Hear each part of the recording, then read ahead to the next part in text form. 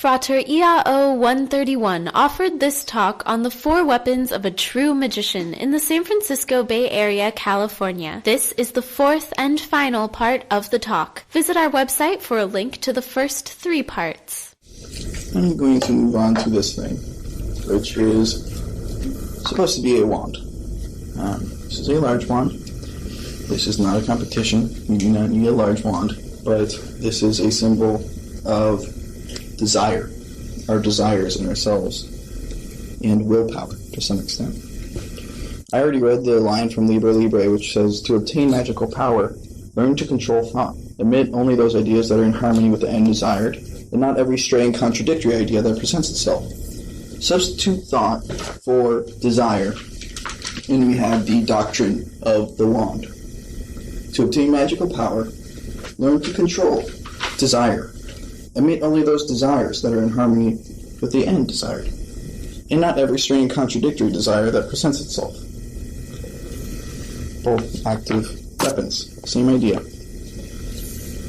True will is not the same as desire. A platitude, I know. Desires are wishes or whims or impulses. These things arise and they pass away. You may or may not act on them. The true will is the motion of the self. It is the verb of you. It is a fulfillment of your nature's possibilities. Desires may or may not fulfill your true will.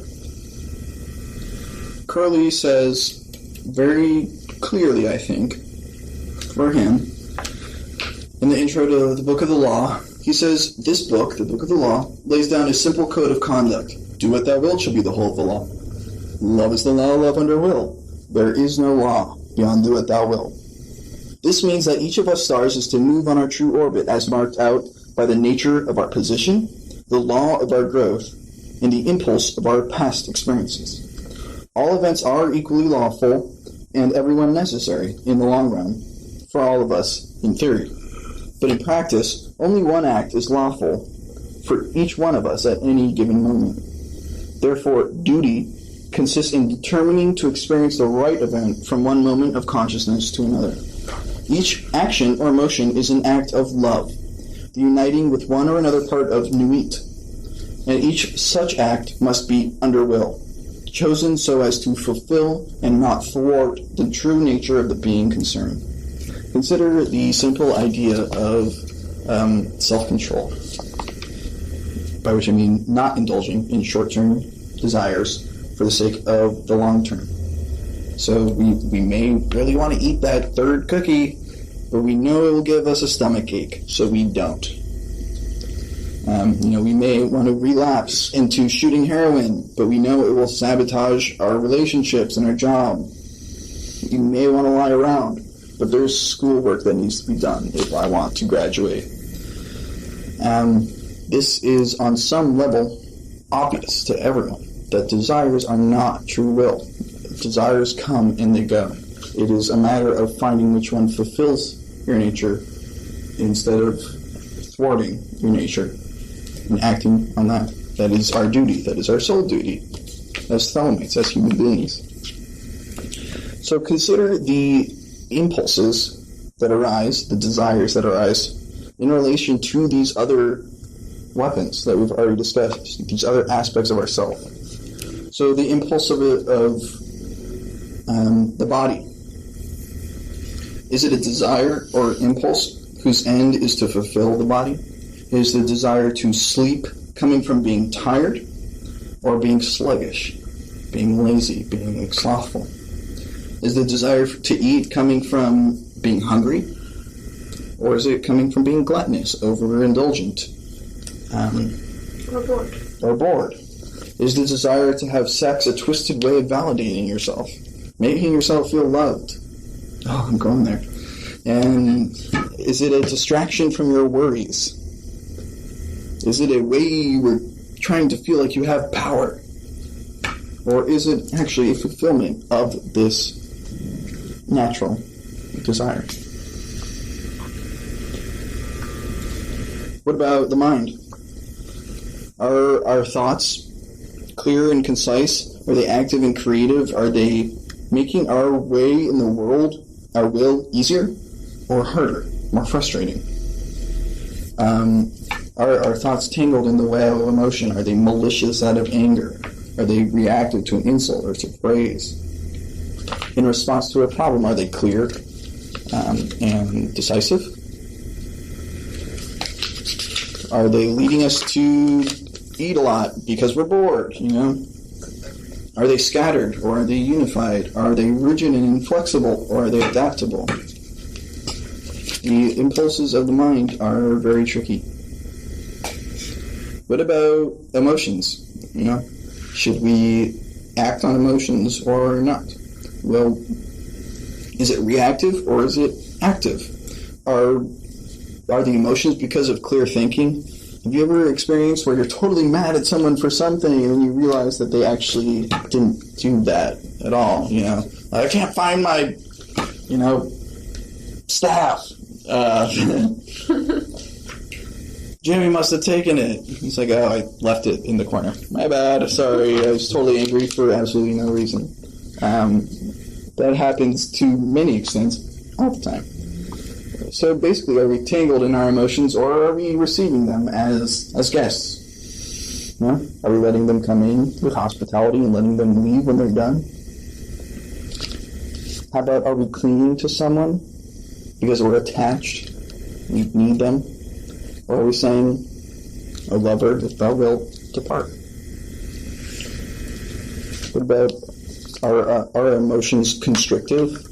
I don't have really a better word. They make us smaller.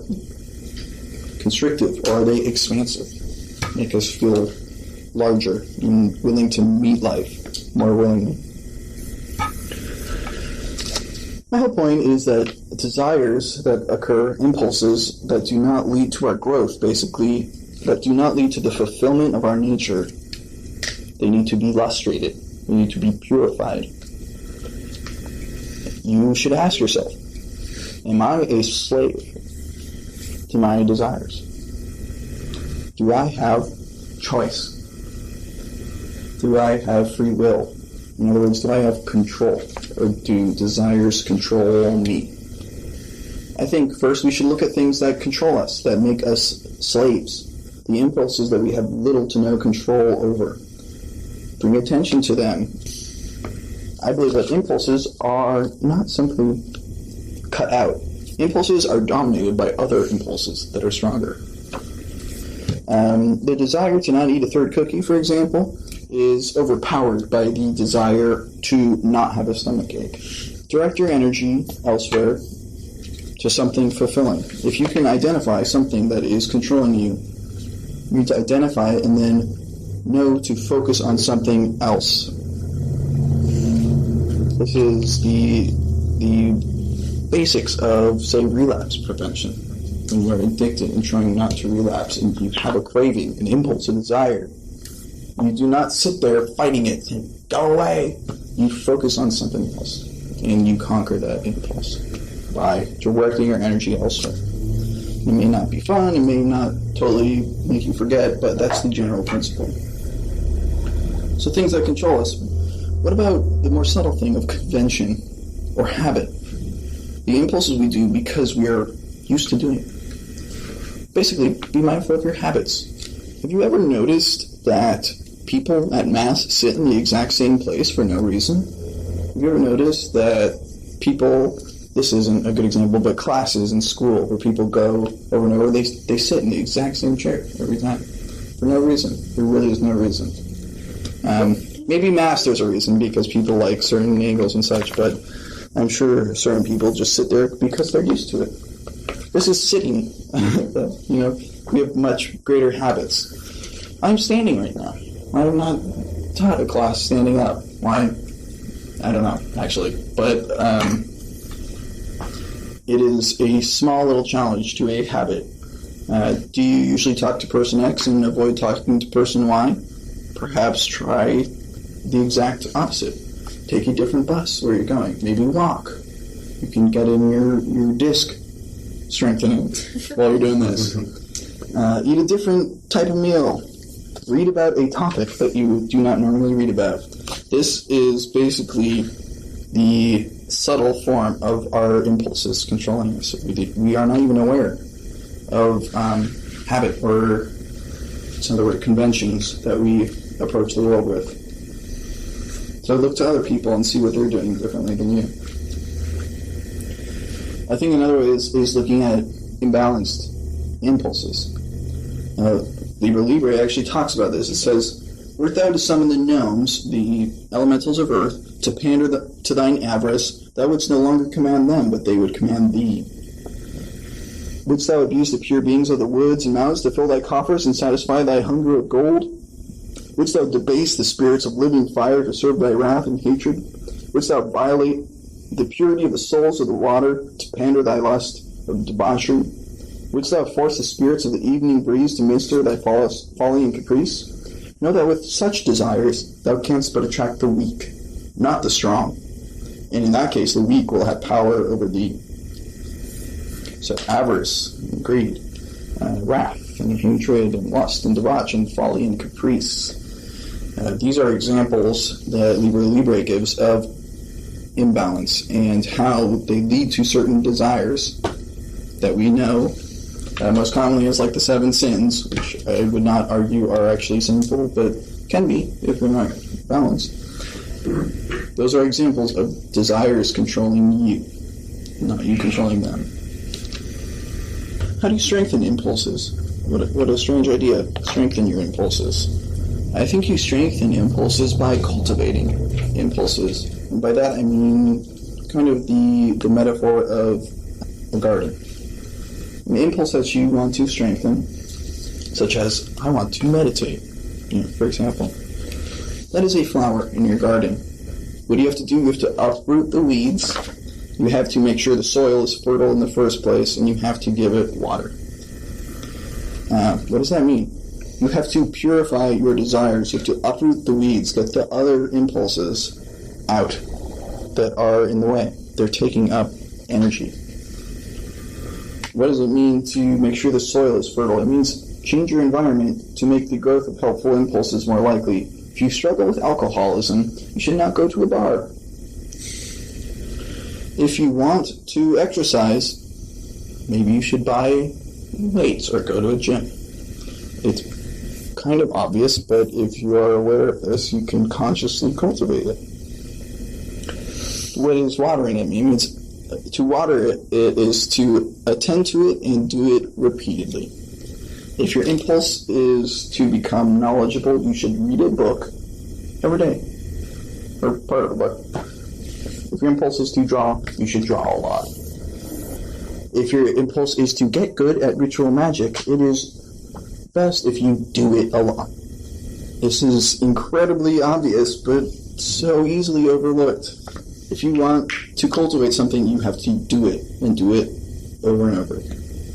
Then it becomes a natural part of you, an impulse that is strong. Or a beautiful flower, if I want to continue with that metaphor, which totally doesn't work anymore. So, equilibrate. What does Liber say about fire, about the wand? Unbalanced fire is irritability and ferocity. What does irritability really mean? It actually comes from a root that means easily excited. If you think of it in normal context, to be irritated means you are easily excited in the sense of worked up by something.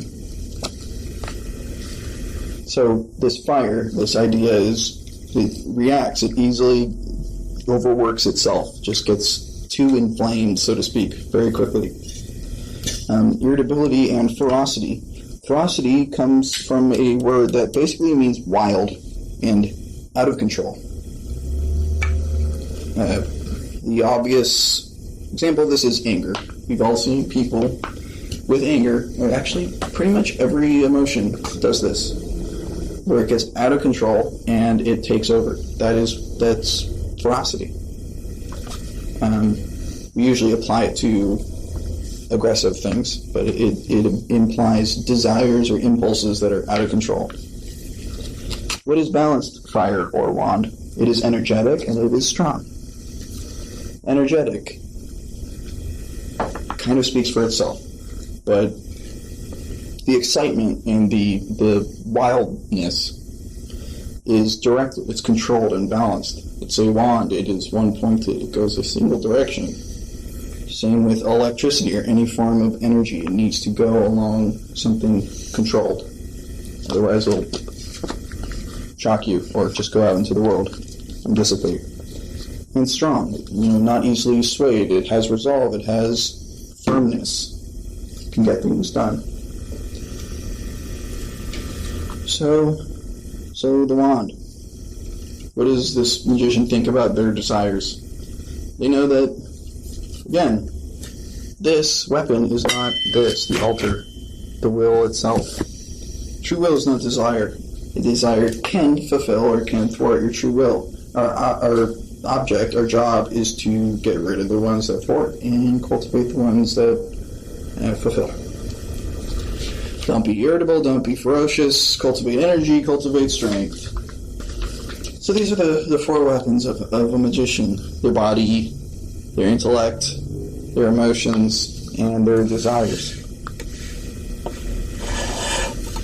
Again, the magician is not any one of these weapons. You are not the body. You are not your mind. You are not your emotions. And you are not your desires. You are the true self. You are the true will that abides apart from, but with these things. I believe that certain people actually identify with one of these weapons in particular. They think of themselves most especially in terms of their body. Their body is them. This is, I was talking about vanity earlier. People who are vain generally identify themselves based on their body, primarily. So fat. Yes, that may very well be accurate. Well, that's different than saying my body has gained weight recently, or Yeah, that would be awkward, weight. but yes. But that's that, English identifying with the thing you're thinking of. Yes. I think it is apparent when someone has something wrong with their body and they freak the fuck out. Same thing could happen to someone else and yeah, that sucks, but whatever. Same thing applies very much so to Thelemites, the dagger. Our beliefs, our thoughts, are us. You challenge my belief, you are challenging me, and I will defend myself so viciously. Especially if you're on Facebook. Or emotions. Some people are emotion junkies. Some people are, this may sound strange, but some people are really attached to their sadness. That is what makes them who they are. Drama queens. Drama queens are a perfect example of someone who identifies and basically works their will through emotions primarily. The wand of people's desires. People who are defined by their goals or their impulsivity. I think we all can probably identify which one of those sounds true for us the most, in general. Therefore, pay more attention to that one and be on guard. I want to talk about two very short concepts, just in general. And one is the attitude of the magician towards conflict. Basically negative things happening in the world and to you. Having trials or troubles. Libre starts with this idea. It says, "Know then, that as man is born into this world amidst the darkness of matter and the strife of contending forces, so must his first endeavor be to seek the light through their reconciliation. Thou then who hast trials and troubles, which is everyone, rejoice because of them. For in them is strength, and by their means is a pathway opened unto that light. How should it be otherwise, O man? Because this has always been happening, pretty much. ... Rejoice, therefore, O initiate, for the greater thy trial, the greater thy triumph. When men shall revile thee and speak against thee falsely, hath not the Master said, Blessed art thou." This is such an important concept to me that it is our conflict, our trials, and our troubles that really give us growth and strength. If you are happy and content, you are probably not growing. If you are discontent and having issues and suffering, as they would harp on in the old Aeon, you are probably growing. The difference of attitude is that we rejoice in these things because they give us strength. What has made you who you are? I am willing to bet it is the hardest times you've gone through that makes you who you are. I'm willing to bet. And your genetics. This basic idea is so hard to remember when we are actually going through major trials and troubles. And that is exactly when we should remember it, because we become mindful. We don't become consumed by that conflict and that suffering. We gain perspective. We regain our mental equilibrium that is not affected by circumstance. That is such a huge idea and such an important switch of perspective that I could ramble at you for a really long time about that, but I will not. I will not make this too much of a trial. So, the second idea is, so there's this thing called the Serenity Prayer that you've probably all heard. It says, "O Lord, grant me the serenity to accept the things I cannot change, the courage to change the things I can, and the wisdom to know the difference."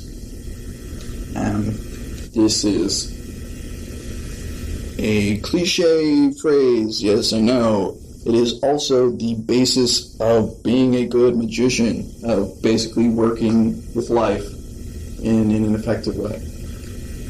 How many things do we actually have no control over that we constantly fret ourselves over, that we get so upset over how someone else chooses to live their life, or, something, what? Traffic. Or traffic, or Old age. Or old age, yes. Yes, if this wasn't something people were in huge denial about, there would not be a store called Forever 21. But there are many things in this world that we cannot change, that we have no control over, actually, as human beings, finite in our capacities and our energy. And there are many things that we do have the capacity to change, but we think we don't. There is a lovely term for this called learned helplessness, where we think we have no control or power. But actually we do, in a lot of cases. It is the wisdom of the magician to be able to differentiate between these things. And we actually, as finite human beings, have finite energy, therefore we should apply that finite energy to certain things in certain ways at the best time possible. And not give away this energy on frivolous things that are outside of our control. I just wanted to touch on these two general ideas of viewing conflict as a positive thing for trials. And this idea I see encapsulated in the Serenity Prayer as two general ideas. And again, the whole point of this is to come to understand ourselves better, to know ourselves, to conquer and discipline these weapons in ourselves, these aspects of ourselves, and to perfect them so that we can work our will in the world. We can live fully, hopefully joyously, and all those other things. That's the point. That's the whole shebang. You do not need these weapons. I obviously do not have them. Otherwise, I would not be using this large staff thing as a symbol. But these are all symbols of things in ourselves. As obvious as that may seem, we often put a lot of energy into frivolous things like being obsessed over this. Yes, it's important. Yes, it has good use. But isn't this all really about knowing ourselves and living a better life, to put it in normal terms? Isn't it? Isn't it really? So you're not going to teach us how to craft a phoenix wand? No. Never mention the Golden Dawn in my presence. Anyways, thank you guys. Please donate.